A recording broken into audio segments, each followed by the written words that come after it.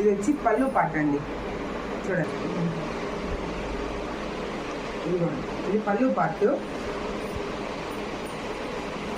శారీ మొత్తం మనకు చిన్న చిన్న డిజైన్ వస్తుందండి, చూడండి. చిన్న చిన్న లీవ్స్ డిజైన్ లాగా ఆకులుగా డిఫరెంట్గా ఉందండి. శారీ మొత్తం కడితే చాలా లుక్ ఉంటుందండి మనకు. శారీ మొత్తం వచ్చిందండి ఇలానే.